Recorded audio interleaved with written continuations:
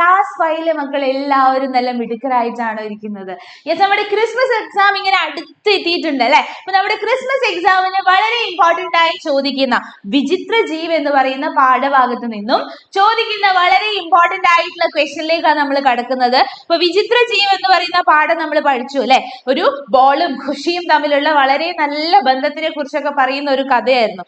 Okay, അപ്പൊ ഈ ഒരു ഭാഗത്ത് നിന്നും ചോദിക്കാൻ സാധ്യതയുള്ള ക്വസ്റ്റ്യൻ ആണ് താലിക ദേഖേ ചിത്രക്കോ രംഗ് ദേ. അതായത് താലിക എന്ന് പറഞ്ഞു കഴിഞ്ഞാൽ എന്താണ്? ടേബിള്. അപ്പൊ ടേബിള് കൊടുത്തിട്ട് ചിത്രക്കോ രംഗ് ദേ എന്നാണ് ചോദ്യം. അപ്പൊ നോക്കിക്കോളൂ, കച്ചുവ.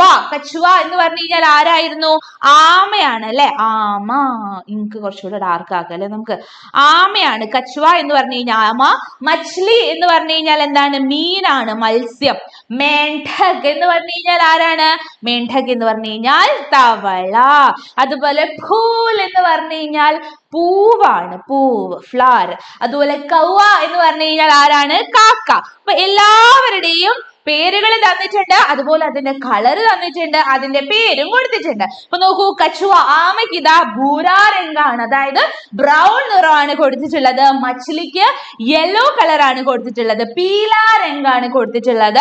മേണ്ഠക് അതായത് തവളയ്ക്ക് ഹരാ രംഗ് അല്ലെ, പച്ച നിറമാണ് കൊടുത്തിട്ടുള്ളത്.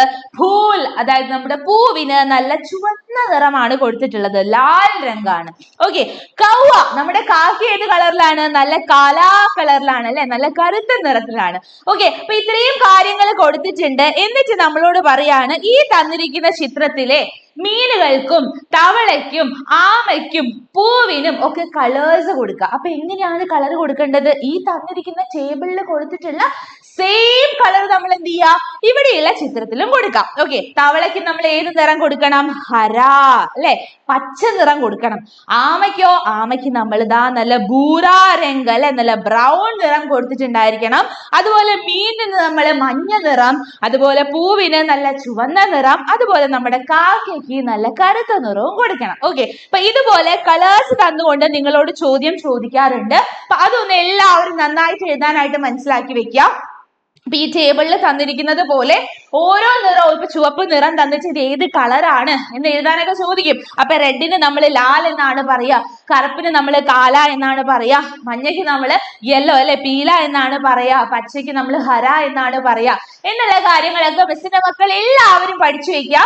നന്നായിട്ട് പഠിച്ചു വെച്ച് കഴിഞ്ഞാൽ നിങ്ങൾക്ക് നല്ല രീതിയിൽ എക്സാമിന് ആൻസർ ചെയ്യാനും ഫുൾ മാർക്ക് വാങ്ങിക്കാനും പറ്റും. Okay, ready, clear? അതുപോലെ തന്നെ നിങ്ങളോട് ചോദിക്കുന്ന ഒരു ചോദ്യമാണ് എന്ന് പറഞ്ഞുകൊണ്ട് ചോദ്യം ചോദിക്കാറുണ്ട്. ചില പക്ഷികളുടെയോ അല്ലെങ്കിൽ ഏതെങ്കിലും മൃഗങ്ങളുടെയോ എന്തെങ്കിലും വസ്തുവിന്റെയോ ഒക്കെ ചിത്രം തന്നിട്ട് ഇതാരാണ് എന്ന് കണ്ടുപിടിച്ച് എഴുതാനായിട്ട് ചോദിക്കാറുണ്ട്. അപ്പൊ നോക്കിക്കോളൂ, കുറെ ചിത്രങ്ങൾ കൊടുത്തിട്ടുണ്ട്. അപ്പൊ ആമയാണ് ആദ്യമായിട്ട് കൊടുത്തിട്ടുള്ളത്. അപ്പൊ നമ്മൾ ആമയ്ക്ക് എന്താണ് പറയുക? ആമയ്ക്ക് നമ്മൾ പറയുന്നത് കച്ചുവ. കച്ചുവ എന്നാണ് നമ്മൾ ആമയ്ക്ക് പറയുന്നത്. അതുപോലെ നോക്കിക്കോളൂ, അടുത്തതായിട്ട് കൊടുത്തിട്ടുള്ളത് മീനാണ്. അപ്പൊ മീനിന് നമ്മൾ എന്താണ് പറയാ? മച്ച്ലി അല്ലെ, മച്ച്ലി. മച്ച്ലി എന്നാണ് നമ്മൾ മീനിന് പറയുന്നത്. അതുപോലെ നോക്കൂ, തവളയെ കൊടുത്തിട്ടുണ്ട്. തവളയെ നമ്മൾ പറയുന്നത് മേണ്ഠക് എന്നാണ്, മേണ്ഠക് എന്നാണ് പറയുന്നത്. ഇനി ഇതാ നല്ല ഭംഗിയുള്ള അല്ലെ, നല്ല സൗന്ദര്യമുള്ള ഒരു പൂവിനെ കൊടുത്തിട്ടുണ്ട്. പൂവിന് നമ്മൾ ഭൂൽ എന്നാണ് പറയുന്നത്. ക്ലിയർ ആണോ? അടുത്തതായിട്ട് ഇതാ ഒരു കാക്കയുടെ ചിത്രം കൊടുത്തിട്ടുണ്ട്. കാക്കയ്ക്ക് നമ്മൾ പറയുന്നത് കൗവ എന്നാണ്, കൗവ. അപ്പൊ ഇതുപോലെ നിങ്ങൾക്ക് ചിത്രം തന്നിട്ട് ആ ചിത്രത്തിൽ നിന്ന് ഏതൊക്കെ പക്ഷികളാണ്, ഏതൊക്കെ മൃഗങ്ങളാണ്, ഈ പക്ഷിക്ക് എങ്ങനെയാണ് ഹിന്ദിയിൽ പറയാ എന്നൊക്കെ ചോദിക്കാറുണ്ട്. ഇത് വളരെ ഇമ്പോർട്ടന്റ് ക്വസ്റ്റ്യൻ ആണ്. അപ്പൊ എല്ലാവരും നമുക്ക് പഠിക്കാനുള്ള പാഠഭാഗത്ത് പറഞ്ഞിട്ടുള്ള മൃഗങ്ങളെയും പക്ഷികളെയും മരത്തിന്റെയും പൂവിന്റെയും ഒക്കെ എങ്ങനെയാണ് ഹിന്ദിയിൽ പറയാ എന്നുള്ളത് ഒന്ന് പഠിച്ചു വെക്കാം. അപ്പൊ എല്ലാവർക്കും ഈസി ആയിട്ട് ആൻസർ ചെയ്യാനും ഫുൾ മാർക്ക് വാങ്ങിക്കാനും പറ്റും. അതുപോലെ തന്നെ നിങ്ങൾക്ക് ഇമ്പോർട്ടന്റ് ആയിട്ട് ചോദിക്കുന്ന ഒരു ചോദ്യമാണ് ചിത്ര ദേഖേ ഓർ സ്ഥാൻ ഖാലി സ്ഥാൻ ഭരെ. ചിത്രം നോക്കിയിട്ട് ബ്ലാങ്ക് ആയി കിടക്കുന്ന അല്ലെ, കാലിയായി കിടക്കുന്ന ഭാഗം ഫില്ല് ചെയ്യാന്നാണ്. അപ്പൊ നോക്കിക്കോളൂ, ഇവിടെ കുരങ്ങനും ആമയും കൊക്കും മീനുകളും പൂക്കളും ഒക്കെ ചിത്രം കൊടുത്തിട്ടുണ്ട്. അപ്പൊ അതിന്റെ കൂടെ തന്നെ ഇവ എത്ര എണ്ണം ഉണ്ട്, ഒന്നാണോ രണ്ടാണോ, എത്ര ആമയുണ്ട്, എത്ര പൂവുണ്ട് എന്നുള്ള കാര്യങ്ങൾ കൊടുത്തിട്ടുണ്ട്.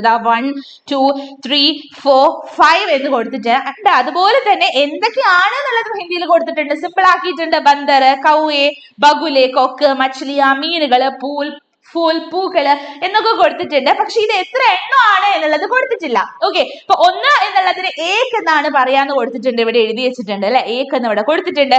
ഇനി 2 എന്നുള്ളതിന് എന്താണ് പറയാന്നുള്ളത് ഇതാ ഈ ഒരു ബോക്സിൽ നിന്ന് എടുത്ത് കണ്ടുപിടിക്കുക. സിമ്പിൾ ആണ്. അപ്പൊ എങ്ങനെയാണ് നമുക്കറിയാം അല്ലെ, 1 2 3 4 5 7 8 9. പാട്ട് പഠിച്ചു വെച്ച് കഴിഞ്ഞാൽ തന്നെ 10 വരെ നമുക്ക് എണ്ണാൻ പഠിക്കാൻ പറ്റും. ഓക്കെ, അപ്പൊ ഏക് എന്ന് പറഞ്ഞു കഴിഞ്ഞാൽ 1 ആണ്, 2 നമ്മൾ ദോ എന്നാണ് പറയുന്നത്, 3 നമ്മള് തീൻ എന്നാണ് പറയുന്നത്, 4 നമ്മള് ചാർ എന്നാണ് പറയുന്നത്, 5 നമ്മള് 5 എന്നാണ് പറയുന്നത്. ഓക്കെ, അപ്പൊ ഈ ഒരു ബോക്സിൽ നിന്ന് കണ്ടെത്തി എഴുതാനാണ് പറഞ്ഞിട്ടുള്ളത്. അപ്പൊ മിനിമം ഒരു 10 വരെയെങ്കിലും അല്ലെ, 1 2 3 4 5 6 7 8 9 10 അല്ലെ, 10 വരെയെങ്കിലും മിസ്സിന്റെ മക്കൾ എല്ലാവരും ഒന്ന് എഴുതാനായിട്ട് പഠിച്ചിട്ട് വെക്കുക. നിങ്ങൾക്ക് എക്സാമിന് ചോദിക്കാൻ സാധ്യതയുണ്ട്.